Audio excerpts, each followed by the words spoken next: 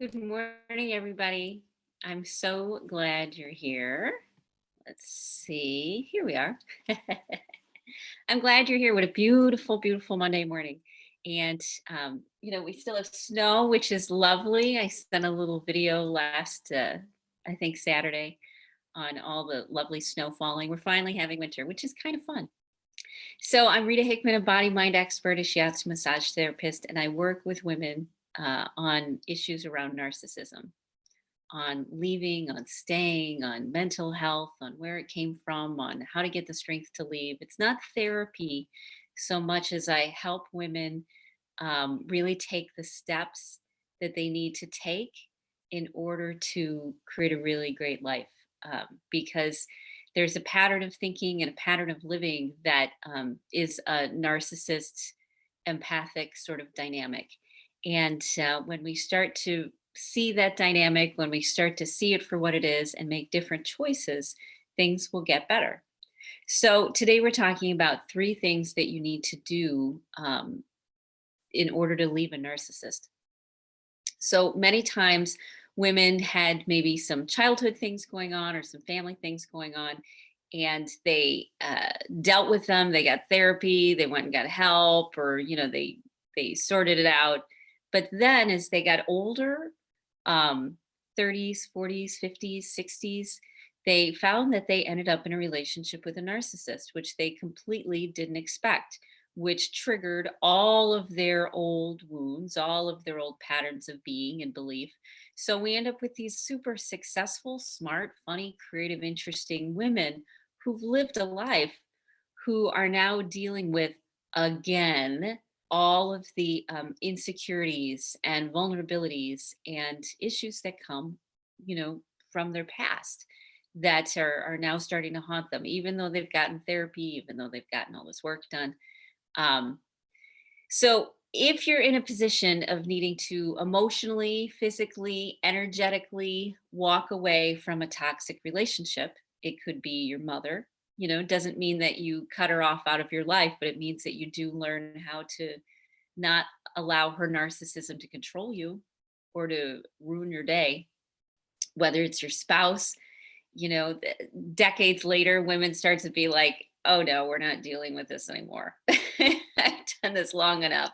Time to open up my chapter of the life, especially if they've had kids, or women who've never had kids and are older and now experiencing romance or love or soulmates or soul connections that they never thought to that they would get, and then they found out that they were with somebody who wasn't real, who was toxic and a narcissist.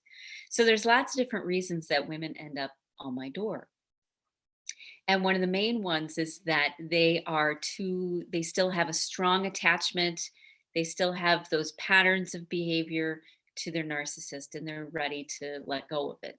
They're ready to walk away in some way, shape, or form. It doesn't necessarily have to be you leave the relationship, but it can be that you come back to yourself. So, what do you need to do if you're looking to walk away from a narcissist in one way or another? First thing you need to do is you need to find a group of people who can support you. You need to find, I prefer women because they are nicer and softer and kinder when you find the right ones.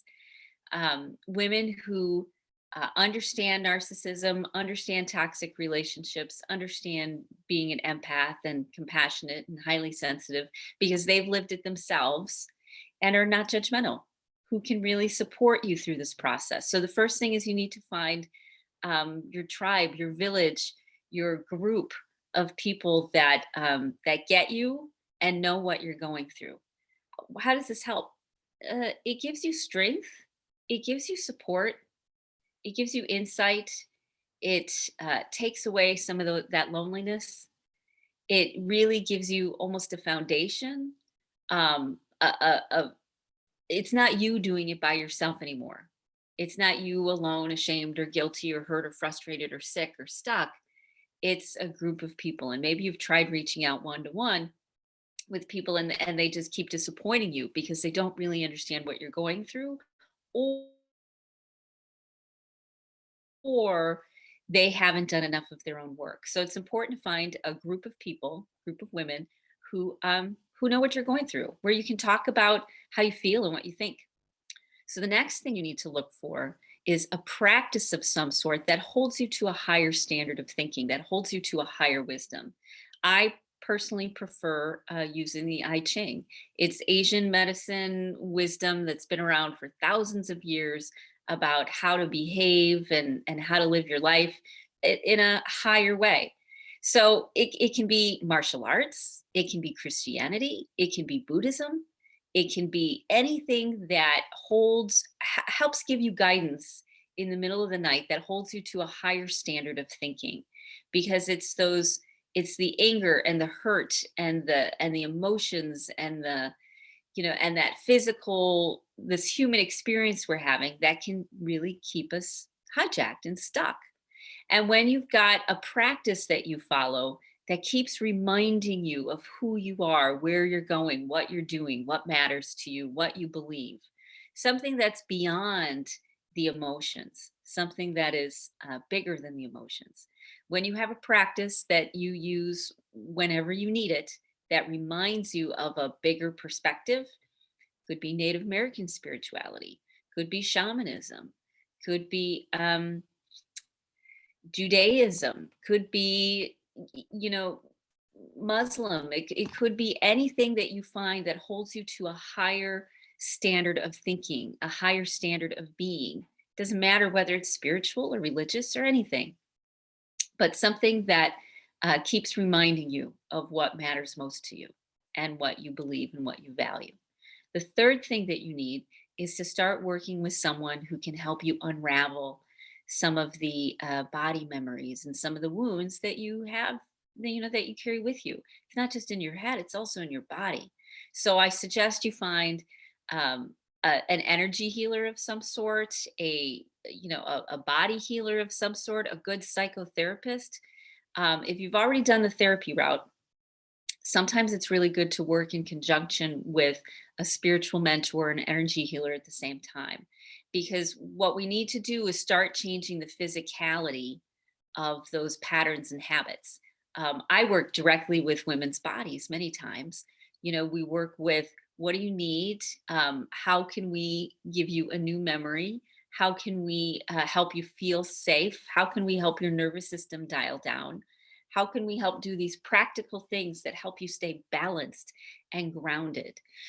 So you need to find somebody that can work with you more closely, so that you can heal, because we can't really heal in isolation. That misses some things. When we heal by ourselves, we're still sort of stuck in our same mindset. We're still stuck in the things that got us here in the first place. We actually need support so that we can relax. It's like massaging yourself.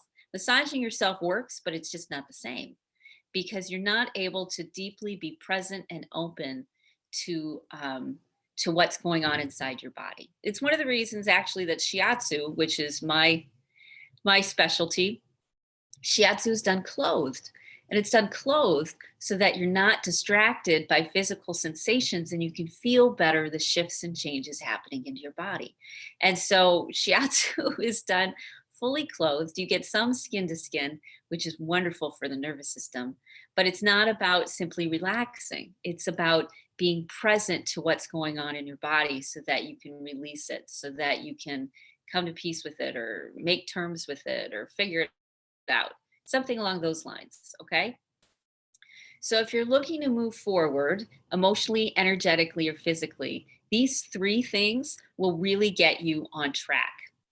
So a group of women who can support you, a practice that you can turn to that holds you to a higher level of behavior, a higher level of thinking, and a healer of some sort that can help guide the process, guide your journey of unwinding those old beliefs and those old memories that keep you reacting the way that you react, keep your nervous system reacting that way.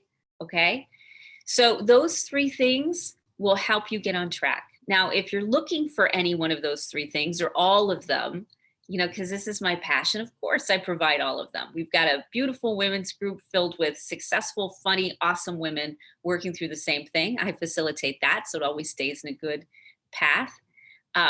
We focus on a higher level of thinking, a spiritual path of some sort of yours, and encourage that spiritual path so that you can keep coming back to your anchor point, what you value and what you believe, and one-on-one work so that you can really relax into and start to unwind and heal the the trauma or the memories or the reactions that your nervous system is still stuck in, that keep you kind of trapped, not just the head game, but that keep you trapped in the experience of fight or flight, and learning how to break those chains, break those connections, and really take back your power over your body and your energy again. Okay. So reach out, send me a message. Takes me, a little bit of time to get back to everybody, but we'll get you started. We'll get you on that path. And if you just want to start with the live streams, great. If you just want to start with the group, which is super affordable, wonderful. If you're in the area, come see me. We can definitely work one-on-one physically. And if you're not in the area, send me a message, because the coaching work that we do is all about helping you heal. And it's a little bit of a distance, but it's pretty powerful stuff. So I hope you have a great rest of your day. I'm looking forward to it, and a great week, and I'll see you tomorrow. Okay. Bye.